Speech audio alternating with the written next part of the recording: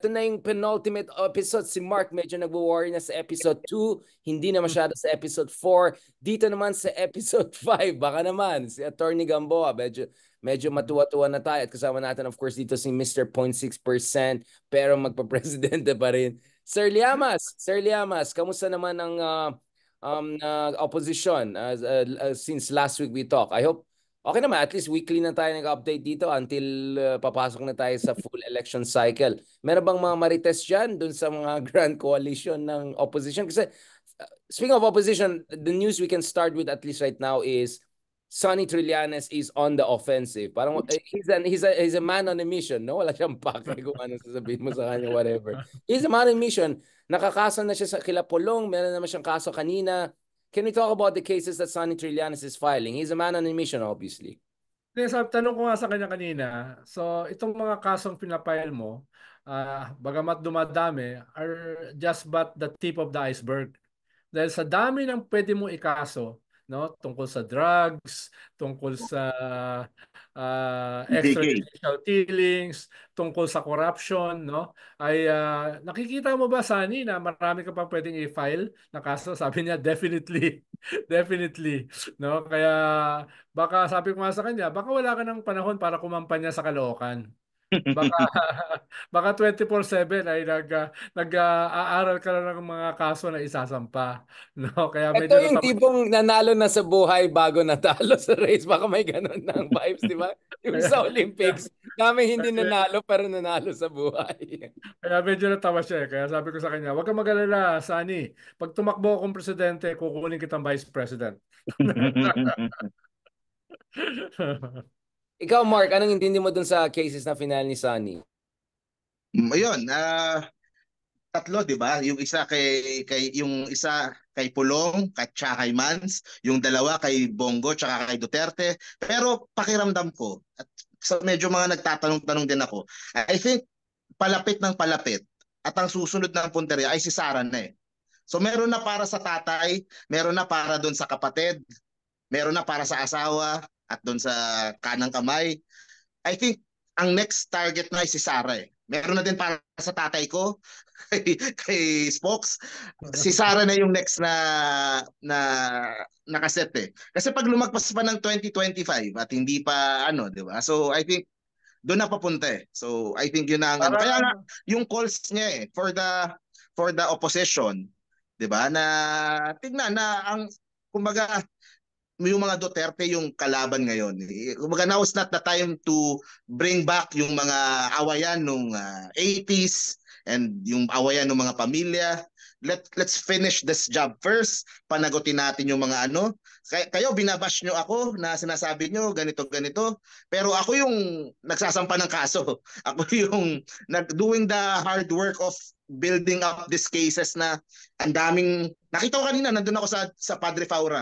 Ang daming mga files and files ng dokumento na pinafile, di ba? So yun siguro yung calls din niya sa opposition na there is time para pagtalunan yung mga differences with the Marcos. Yes. Pero sa ngayon kapag nagtagumpay sila mga Duterte doon sa plano nila pare-pareho tayong malalagot lahat. So ganun lang. Ganun din naman sinabi ni Senator Risa, di ba? Doon sa Akbayan event na there is still a clear and present danger with Sara eyeing the presidency before the end of PBBM's term. Nais mo bang ipahiwatig, Mark, na sooner than later ay magkakaroon ng impeachment push against Sara? Against Sara? Naghahanap yata yung naghahanap kasi si Richard ng Marites eh. Nagahang yung ano ko nagahang. Nagahang ulit yung aking Zoom, nagahang yata. Mark! Pero parang, Ronald, parang yun na yung safety shot na, no? Go for gold na, no? Impeach yun na yan. Parang ganun na yung tama na yan, tapos na yan, tama na yan. Yan yung sinasabi pa natin last year eh. Di ba? Kung mag-survive ang mga Duterte beyond the midterms, delikado ang mga Makabalik Marcos. na sila. Lalo kung ang bet mo ay Oo. Romualdez or someone like Yung that. mga kakampi ngayon ng mga Marcos, baka after ng midterms, hindi mo na alam. Kasi, syempre, Oo. magpapalakas na yan dun sa ano kung sakaling tumasa sa survey. Pero, yun Lalo na na nga. yung mga nasyonalista. Hmm. Very very critical kay BBM yon for the past 2 years at very supportive kila Kibuloy at kay Sara. Yun. Tilix tayo dyan. Tilix tayo dyan. At ngayon ay nasa admin slate sila. Tapos na.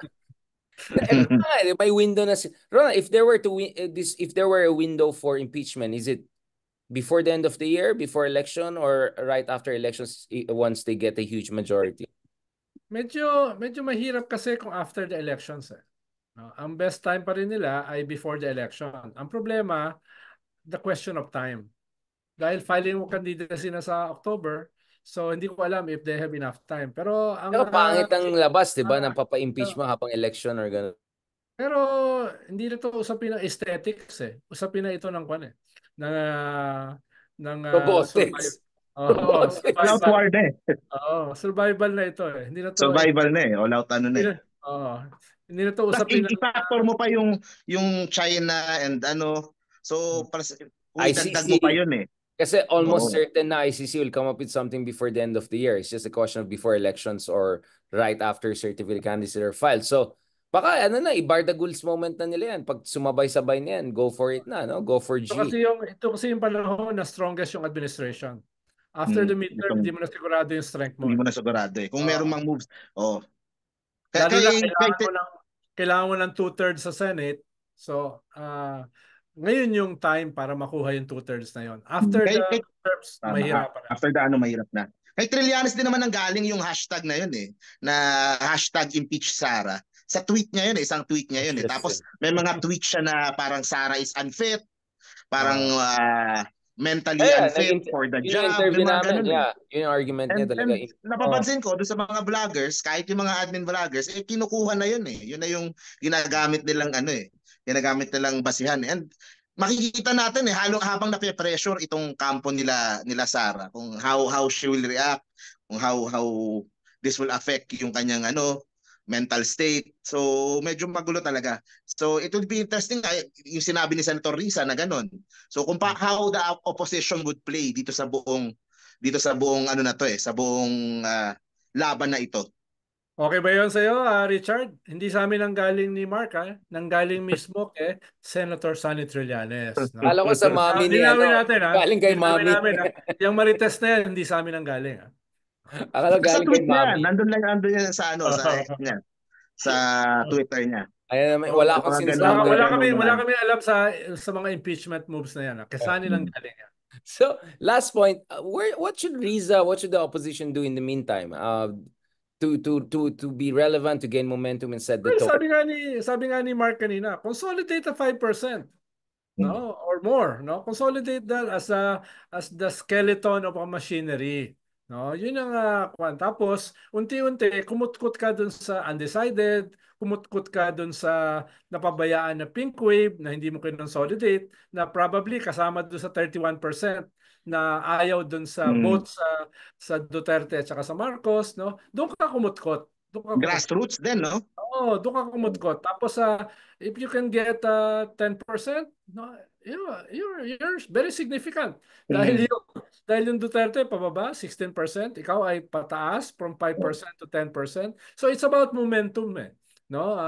Yung isa ay pababa, ikaw ay pataas. That's good enough. That's good enough.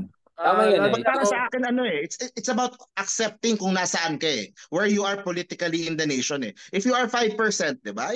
Kumbaga tanggapin mo na posibleng yun nga talaga. How do we grow to 10%? Ronald nga 0.6% lang, happy na siya di ba? 0.6% nagkataon na lamesa, di ba?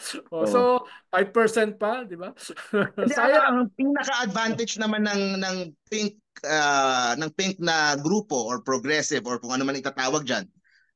Is yung students So yung sa bata, so how do you capitalize on that? Kasi every year dumadami yung bata. So kumaga you grow on that. Ang pinakamalaking voting block. Oo So you are already attractive.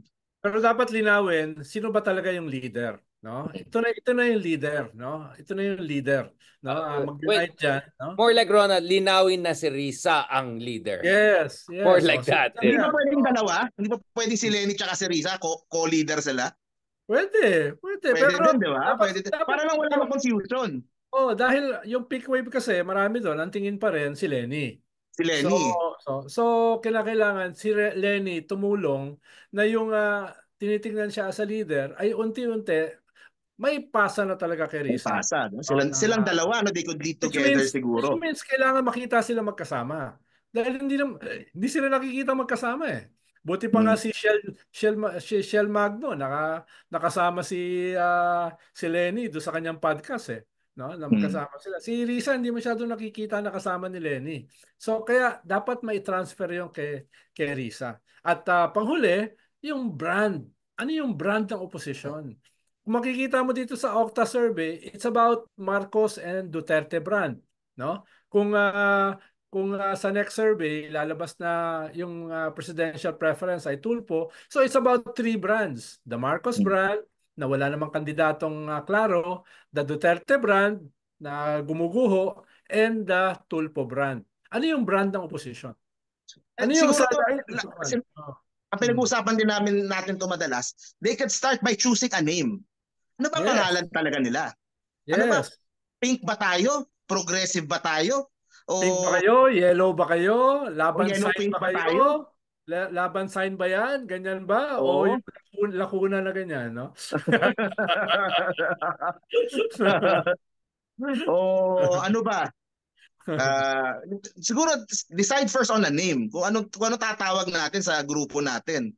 'Di ba? Na we could agree, everyone could agree. Lahat tayo, isama mo na yung sila Trillanes, sila yung grupo nila Bam, yung mga Yellow, 'di ba? Ano tawag natin sa grupo natin before we could present? Kasi nung election kakampigs tayo lahat eh. Yun pa rin ba tayo ngayon? Ako kahit nung election, yellow ako. Dumaan nga ako sa Pasay Rally eh. Sabi sa akin ni Gordon, "Ba't nakadilaw ka? Ba't nakadilaw ka? Kami naka-pink." Sabi ko, wala namang pink kung walang dilaw eh. Ayun. Ako red ako eh, nakapula ako ng survey. Iskonyan ako eh. That's how I identify eh. Pro Isko, pro Vico. I have been that way since 2019. Maliit lang kami, pero yun ang ano ko. Kumbaga, I am proud na yun yung aking political alignment. So, ganun siguro. Ano ba tawag natin? Kakampink ba talaga? Pink pa rin pa tayo? O ito sabi niya, United Colors of opposition. Skeleton. Kasi yung Peloton wala. Siguro Lenny and Risa could decide on a Purple name. na, purple para Diba? Susunod naman para lahat eh. meta. Kapag yung dalawa nagsama. Pero yun nga siguro ang best may way moving forward. Silang dalawa. Diba? Ayos. Thank you very much, gentlemen. On that note, hopefully si Chloe at saka si Mommy rin magkakaroon ng okay lang dalawang race together din, sa isang pamilya. Isang pamilya. It's To on enjoy that the fruits of the hard labor ni basta Kaloy. the color that matters is golden color. Richard, bago ka matulog, basahin muli yung statement ni Sarah. Nakita mo? Para makapag-reflect ka, no? Para makapag-reflect ka. How not to make a statement, no? First statement pa lang, first sentence pa lang, hindi ka nalunok na, gumanon na. On that note, thank you very much, Shogun, aka Edu Manzanas, aka ang paboritong analyst ng bayan after nag-retire si Haydarian.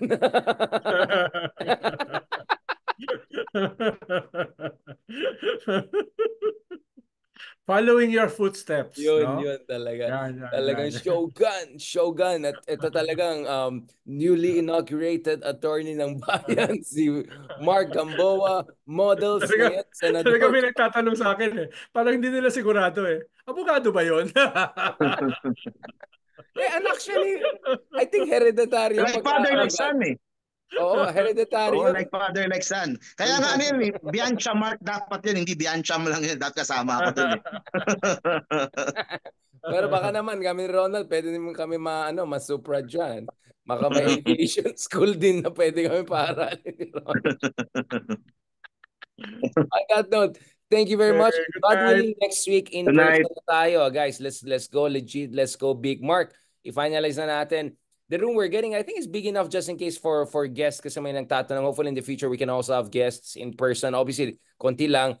We want to hope to get kind of a Spotify event down the road na malaking-laki para marami mag-attend. But in the meantime, ang agreement namin dito, and thanks to Sir Ron, hindi ako nag-thank you. Let me say, super thank you kay Shogun Ronald. Siyang nag-adjust tonight to us. Ako yung nakamali this time. Akala ko tomorrow is today, tonight. Wala na. Sabaw na. So Ronald was so nice to adjust to us and nag-agree din si Ronald to join us for in-studio na i-arrange namin ni Mark. Hopefully yun na yan, tuloy-tuloy na yan, especially as we head into elections. And we hope by next year, RRM Super Mario, Stress Super Mario. Ikaw, okay ka na sa Ronald? Meron ka ng bigote. Kami dalawa, kailangan natin Mario eh.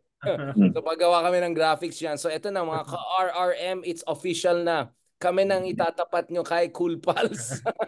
Itatapat nyo sa... May bigote ako pero wala akong buhok eh. Balansa, lalagay natin ng hat, sir. Mario hat, di ba? Mark, graphic design natin. So hopefully next time pag join kayo sa amin, we'll be in studio and hopefully we'll continue the momentum from there. Ang hope namin is God willing, depending on schedule, of course, with some adjustments here and there, more or less every Thursday evening. Request lang ako ng guest. Si Miss Rafaela David ng Akbayan. Okay. Akala ko Miss Chloe San Juan. Medyo kinabahan ako. Si Mami na lang. Ayun yun, si Mami. Angelica Yulo. Kung hindi si Miss Rafaela David ng Akbayan, kaya si Angelica Yulo na lang. Yun. Either of the two. On that note, baka naman support to nang magpakita bigla. Kaya mahirap na. On that note, thank you very much, Ronald. And Mark, God bless you. And maraming salamat for the fantastic discussion. Wow, the best.